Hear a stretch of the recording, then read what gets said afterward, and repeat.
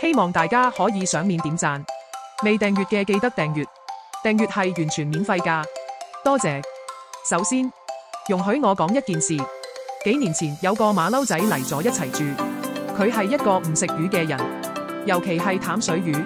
問佢點解唔食，佢話好怕腥，但我就叫佢試一啖，跟住佢就愛上咗食魚。我想講，我嘅家族係食魚嘅一群人，冇人唔食魚。好，講完，希望大家都多啲食魚，因為佢真係好有益。喺香港街市買到嘅鯇魚腩，佢係會連半個魚頭，連埋個魚腩俾你，真係好幸福。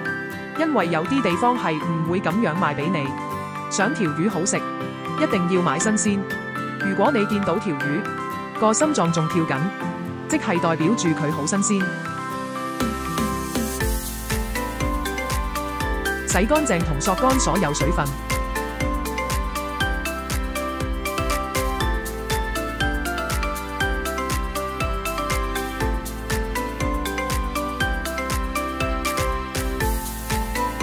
滲啲鹽醃魚腩一陣，冇時間就15分鐘，有時間就30分鐘，將鹽搽勻所有位置。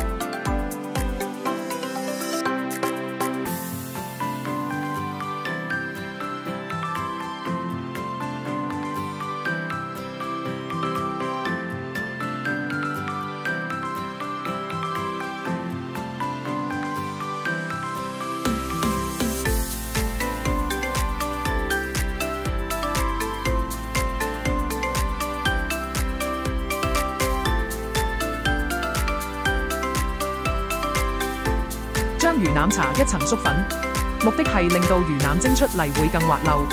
記住一定要上呢層粉，個效果會相差好大。補充一下魚皮嗰面可以唔使搽。如果你仍然懷疑，可能未必頂得順啲腥味㗎喎，咁嘅話，你而家就落薑絲同個魚腩一齊蒸，水滾就可以放個魚腩落去蒸，冚蓋，保持住用大火。如果係500克，蒸12分鐘。如果唔肯定嘅話，可以用筷子測試一下，厚身部分篤得過就代表熟咗。蒸好咗嘅魚腩，碟底會有啲水分，一定要倒晒佢。好唔好食呢個步驟好重要。將薑、蔥、蒜放喺魚腩上面。